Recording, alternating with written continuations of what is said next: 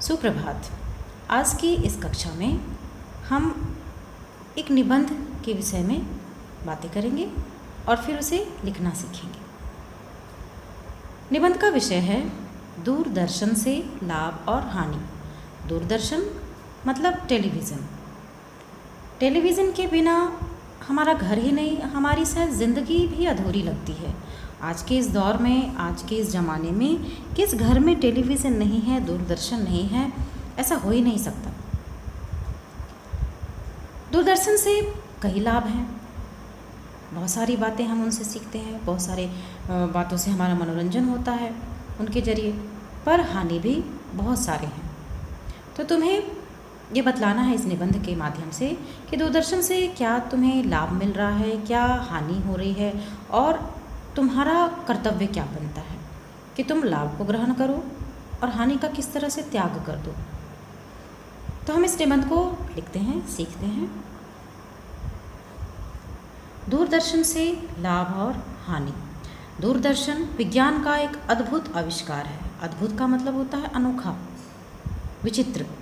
सन 1926, इसे पढ़ेंगे, हिंदी में लिखा हुआ है। सन 1926 में J.L. बेयर्ड नाम के एक वैज्ञानिक, एक साइंटिस्ट ने लोगों को दूरदर्शन या टेलीविज़न से परिचित कराया। तो टेलीविज़न का आविष्कार J.L. बेयर्ड नाम के एक वैज्ञानिक ने किया था। हमारे देश में सन 1959 लिखा हुआ है, दिल्ली में पहला दूरदर्शन केंद्र स्थापित किया गया था। आज दूरदर्शन मनोरंजन का एक महत्वपूर्ण साधन बन गया है। मतलब महत्वपूर्ण साधन का मतलब है कि हर एक घर में टेलीविज़न है, दूरदर्शन है और उसके माध्यम से लोग अपना समय व्यतीत करते हैं, मनोरंजन करते हैं। अपने कार्यों को करते करते जब ऊब जाते हैं तो दूरदर्शन जब देखते हैं तो उन्हें अच्छा फील होता है, अच्छा महसूस होता है। दूरदर्शन से काफ़ी लाभ हैं। इसकी सहायता से देश विदेश में होने वाले कार्यक्रम देख व सुन सकते हैं। अपने देश के ही नहीं, दूसरे देशों में भी क्या हो रहा है और वहाँ क्या क्या कार्यक्रम हो रहे हैं, क्या खबरें वहाँ से आ रही हैं, ये सब हम जान जाते हैं। इसमें प्रसारित होने वाले, प्रसारित मतलब दिखाए जाने वाले कार्यक्रमों से दर्शक सीधे प्रभावित होते हैं। क्यों?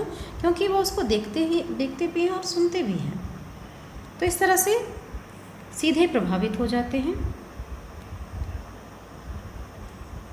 नाटक, कला आदि से लोगों में सांस्कृतिक रुचि, क्या क्या हमारे कल्चर्स हैं, हमारी संस्कृति क्या है, उसके बारे में लोग जानते हैं।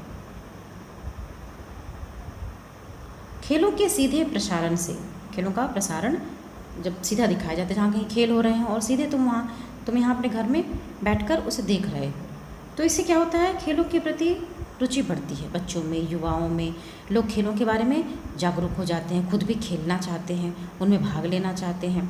धार्मिक कार्यक्रम भी आते हैं। इससे संस्कृति और धर्म से हम परिचित होते हैं। हमारी संस्कृति क्या है, हमारे देश की, दूसरे देशों की क्या संस्कृति है, धर्म कौन कौन से हैं, उनके बारे में हम जानते हैं। दूरदर्शन से हानियाँ भी बहुत हैं। क्या क्या लॉस हैं, क्या क्या हानियाँ हो रही हैं। लोग अपना बहुत सा समय टीवी देखने में बर्बाद कर देते हैं। ज़्यादा समय टीवी देखने से लोगों में आपसी मेलजोल कम हो जाता है। क्या होता है कि लोग अपना समय टीवी ही देख रहे हैं, बहुत सारा समय बीत गया, तो आपस में लोग एक दूसरे से कम मिलते हैं क्योंकि उनके पास समय नहीं होता। इससे सामाजिक जीवन पर बुरा प्रभाव पड़ता है। सामाजिक जीवन मतलब हम लोग जो मनुष्य हैं, एक सामाजिक प्राणी हैं। हम लोग जंगलों में नहीं रहते, हम समाज में रहते हैं, लोगों के साथ रहते हैं।